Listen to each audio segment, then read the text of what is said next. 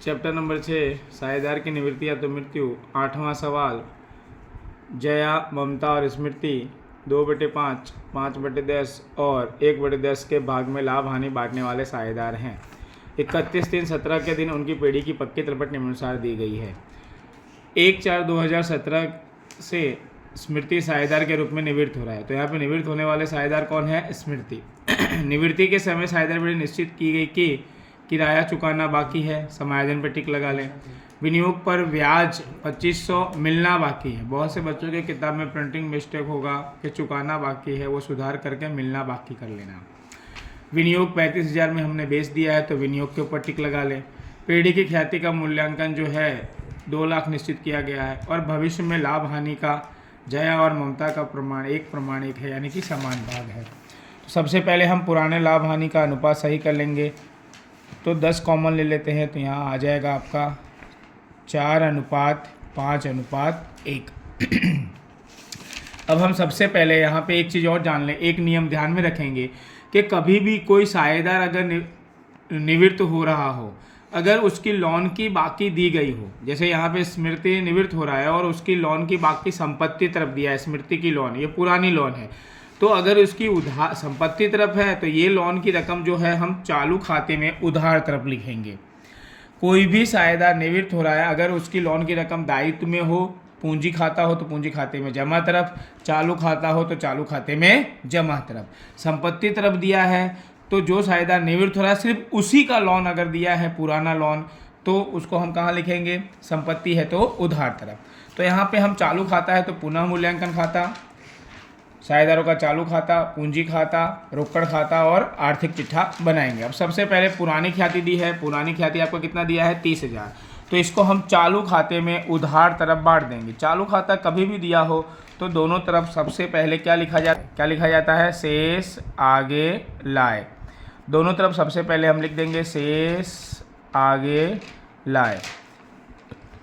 अब इन दोनों का शेष देख लो तो चालू खाते का उधार स्मृति का कितना दिया गया है? 10,000, तो उधार तरफ लिख देंगे 10,000। जया और ममता का जमा बाकी दिया है तो लिख देंगे 26,000 और 14,000। उसके बाद मकान के ऊपर कोई समायोजन नहीं है, नए आर्थिक चिट्ठे में हम लिख देंगे यहाँ पे मकान कितना दिया है? तो 2,82,000। इसके ऊपर कोई समायोजन नहीं है, वैसे का वैसे लिख देंगे। यंत्र है, यंत्र के ऊपर भी कोई समायोजन नहीं है, वैसे का वैसे ही लिख देंगे। यंत्र कितना है? 1,43,000। उसके बाद है विनियोग 33,000 का है और यहाँ पे दिया हुआ है कि विनियोग हमने 35,000 में बेच देना है। जब बेच देंगे तो हमें रोकड़ मिलेगा, तो रोकड़ खाते की लेकिन हमें यहाँ बाकी हुई नहीं दी हुई है, फिर भी हम रोकड़ खाता बनाएंगे और यहाँ लिख देंगे शेष आगे लाए। रकम ना दिया गया हो तो शेष आगे लाए डैश कर देंगे और जो विनियोग बेचा है उसकी एंट्री कर देंगे विनियोग करके। कितना में बेचा है? 35,000। हमें यहाँ पे 2,000 का फ़ायदा हुआ तो उसकी एंट्री कर देंगे पुनः मूल्यांकन खाते में जमा तरफ, विनियोग 2,000। कोई भी संपत्ति है अगर हम उसको बेच देते हैं या साझेदार ले जाता है तो वो हमारे पास रहता नहीं है, यानी कि नए आर्थिक चिट्ठे में अब विनियोग आएगा नहीं। उसके बाद हमें क्या दिया हुआ है? स्टॉक के ऊपर भी कोई समायोजन नहीं है, उसको वैसे का वैसे ही लिख देंगे। कितना दिया हुआ है? 20,000। उसके बाद देनदार लिखते समय हमें ये ध्यान में रखना है कि अगर समायोजन में डूबत ऋण अनामत नहीं दिया है, लेकिन अगर पक्की तलपट में दायित्व तरफ डूबत ऋण अनामत दिया है तो ये देनदार में से हम घटा सकते हैं। अगर हम घटाना भूल जाएं तो उसको हम वापस जहां दायित्व है वहीं का वहीं लिखेंगे नए आर्थिक चिट्ठे में तो भी चलेगा, लेकिन हम यहाँ भूल नहीं रहे हैं, हमें याद है, इसलिए हम क्या करेंगे? ये 50,000 में से डूबत ऋण अनामत 10,000 क्या कर देंगे? घटा देंगे। यहाँ पे घटाते समय हमें ये ध्यान में रखना है कि इसकी एंट्री भूल 40,000 यहाँ पे हमने लिख दिया। उसके बाद स्मृति की लोन की उधार बाकी दी गई है, कितना दिया गया है? 30,000। अब ये साझेदार निवृत्त हो रहा है, इसका लोन दिया गया है तो चालू खाते में हम उधार तरफ लिख देंगे स्मृति की लोन। कितना दिया है? 30,000। उसके बाद चालू खाता दिया है, उधार बाकी वो हमने लिख दिया। अब हम आते हैं दायित्व तरफ। दायित्व तरफ सबसे पहले हमें दिया हुआ है लेनदार, तो लेनदार हम आर्थिक चिट्ठा में, नया आर्थिक चिट्ठा में दायित्व तरफ लेनदार करके लिख देंगे 90,000। उसके बाद हमें सामान्य नमद दिया है जो कि हमारा एकत्रित लाभ है, तो इसको हम चालू खाते में जमा तरफ बांट देंगे सामान्य अनामत। सामान्य नमद बांट देंगे। पुराना अनुपात कितना दिया हुआ है आपका 4:5:1। 4:5:1 में हम बांटेंगे 70,000, तो आपका आएगा 28,000, 35,000 और 7,000। उसके बाद पूंजी खाता दिया हुआ है, तो पूंजी खाता हमने पूंजी खाता बनाया हुआ है। जमा तरफ शेष आगे लाए। कितना दिया हुआ है 2 लाख, 1 लाख और 90,000। चालू खाते की बाकी हम पहले लिख चुके हैं। डूबत इनामत हमने पहले घटा दिया है। अब आए किराया चुकाना बाकी। ये हमारे लिए खर्च है, इसलिए पुनः मूल्यांकन खाते में उधार तरफ किराया चुकाना बाकी कितना 4,000। इसकी दूसरी एंट्री कहाँ हो जाएगी दायित्व में,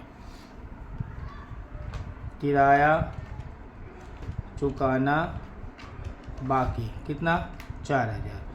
उसके बाद विनियोग पर ब्याज मिलना बाकी है, तो इसकी एंट्री हो जाएगी हमारे लिए फ़ायदा है, इसलिए पुनः मूल्यांकन खाते में जमा तरफ मिलना बाकी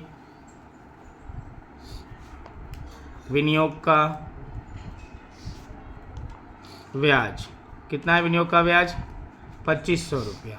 इसकी दूसरी एंट्री नए आर्थिक चिट्ठे में संपत्ति तरफ मिलना बाकी विनियोग का ब्याज कितना 2,500। उसके बाद पेढ़ी की ख्याति 2 लाख निश्चित की गई है। कभी भी पेढ़ी की ख्याति दिया गया हो तो समझ जाने का लाभ, यहाँ पे निवृत्ति वाला चैप्टर है इसलिए हम लाभ का अनुपात निकालेंगे। लाभ का अनुपात का सूत्र हो जाता है नया भाग माइनस पुराना भाग। तो जया का लाभ का भाग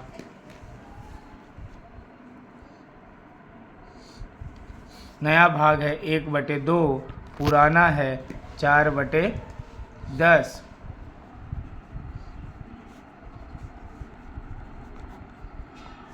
एक बटे 10 ये क्या आ गया लाभ आ गया। ममता का लाभ का भाग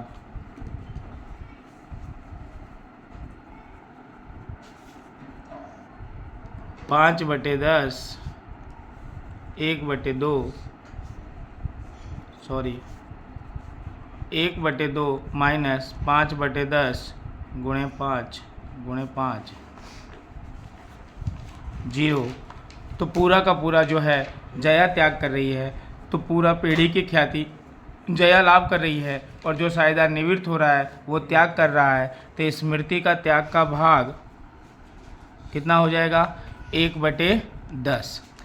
तो पूरा पेढ़ी की ख्याति निकालेंगे। पेढ़ी की ख्याति कितनी दी गई है, तो पेढ़ी की ख्याति 2 लाख है। उसमें से जो साझेदार जो निवृत्त हो रहा है उसका भाग निकालेंगे, तो स्मृति का ख्याति का भाग 2 लाख गुणे 1/10 यानी कि 20,000। पूरा का पूरा 20,000 किसको मिल जाएगा, तो जया को। तो यहाँ पे रोजनामचा हो जाएगा आपका जया के चालू खाते उधार 20,000, स्मृति के चालू खाते का 20,000। अब हम यहाँ पे एंट्री कर देंगे। स्मृति में 20,000 जमा तरफ लिख देंगे, नाम लिखेंगे यहाँ पे विवरण में जया के चालू खाते, और जया में लिख देंगे 20,000 उधार तरफ स्मृति के चालू खाते। अब कंप्लीट हो गया है। अब हम सबसे पहले पुनः मूल्यांकन खाता बंद करेंगे। पुनः मूल्यांकन का जमा तरफ का टोटल 4,500, उसमें से उधार तरफ का हमने घटा दिया 4,500 जो आया हमारा पुनः मूल्यांकन का लाभ आया। पुनः मूल्यांकन का लाभ साझेदारों के चालू खाते में बांट देंगे। जया, ममता और स्मृति, ये हम चालू खाते में ले जाएंगे। चालू खाता हो तो हम चालू खाते में ले जाते हैं। बांटिए। तो पुराना अनुपात इनका क्या है? 200, 250 और 50। 200, 250 और 50। पुनः मूल्यांकन का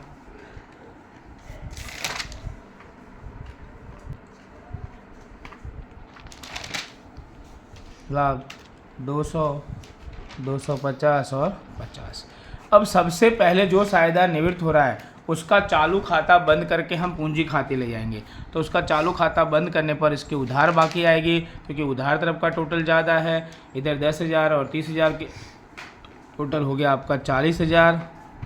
40,000 में से उधार जमा तरफ वाला रकम घटा देंगे। 40,000 माइनस 7,000 माइनस 20,000 माइनस 50।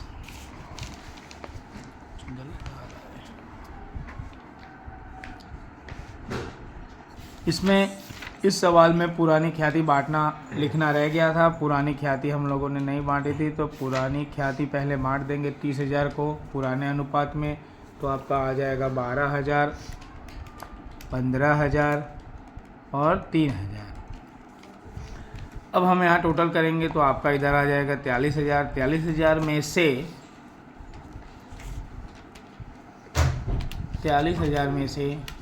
7,000, 20,000 और 50,000 घटा दिया। तो इसकी उधार बाकी आई, स्मृति की उधार बाकी आई 15,950। इसको हम कहाँ ले जाएंगे? तो कभी भी चालू खाता और पूंजी खाता दोनों दिया गया हो तो जो साझेदार निवृत्त हो रहा है, स्मृति निवृत्त हो रही, तो उसका हमने क्या किया? चालू खाते का जमा तरफ उधार तरफ का टोटल करके जो उसकी बाकी आएगी, ये इसकी उधार बाकी आई, क्योंकि उधार तरफ का टोटल ज़्यादा आया। किस तरफ का टोटल ज़्यादा आया? उधार तरफ का टोटल ज़्यादा आया। तो ये उधार तरफ का टोटल जो ज़्यादा आया 15,950, ये हम कहाँ ले जाएंगे? तो ये हम ले जाएंगे चालू खाते, पूंजी खाते। चालू खाते से कहाँ ले जाएंगे? पूंजी खाते। किसका? जो सिर्फ निवृत्त हो रहा है उसी का, सभी का नहीं। तो यहाँ लिख देंगे स्मृति के पूंजी खाते। क्या लिख देंगे? स्मृति के पूंजी खाते। ये इसकी उधार बाकी आई। जमा तरफ का टोटल क्या है? ज़्यादा है। 30 ने 10, 40 ने 3, 43,000 है। इसमें से हमने ये घटा दिया तो 15,950 आया। इसकी एंट्री, ये उधार बाकी है तो पूंजी खाते में उधार तरफ यहाँ लिख देंगे स्मृति के चालू खाते, और स्मृति में लिख देंगे 15,950। अब इसमें से हम क्या करेंगे? इसका खाता बंद करके इसकी लोन निकालेंगे। तो स्मृति का 90,000 टोटल है। 90,000 में से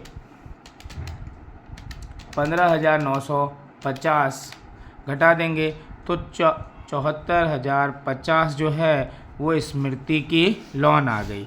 अब ये स्मृति की लोन हम कहाँ लिख देंगे? नया आर्थिक स्मृति की लोन, ये हम कहाँ लिख देंगे?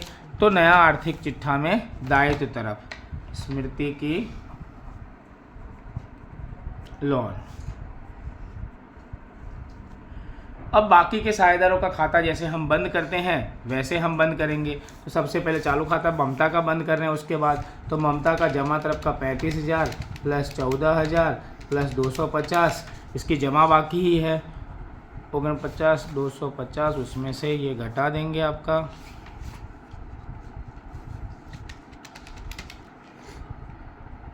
34,250 रुपया। शेष आगे ले गए, शेष आगे ले गए। ये जमा बाकी आई दायित्व तरफ जाएगा। उसके बाद जया का जमा तरफ का 26,000, 28,200, तो ये 54,200, इसकी भी जमा बाकी आएगी।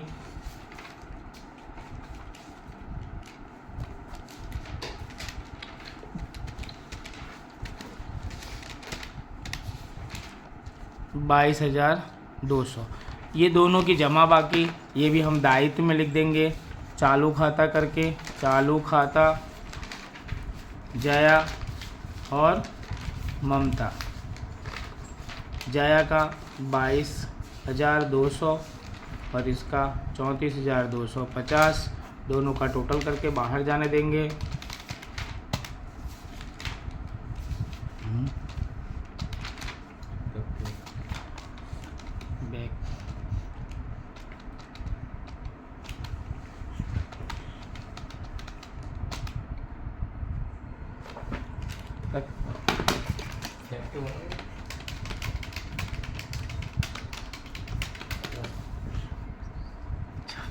₹56,450। अब बाकी का हम पूंजी खाता बंद कर देंगे। ममता का 1,00,000 रुपया, इसका 2,00,000 रुपया, ये ऐसे का वैसे ही हम शेष आगे ले जाएंगे। 2,00,000, 1,00,000,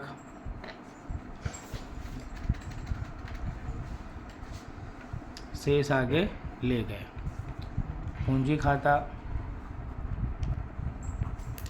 जया ममता, जया का कितना 2,00,000, इसका कितना 1,00,000, बाहर 3,00,000। रोकड़ खाता बंद करेंगे 35,000 आएगा। ये 35,000 की दूसरी एंट्री आपका खाता बंद करके हम कहाँ ले जाएंगे, संपत्ति तरफ शेष आगे ले गए।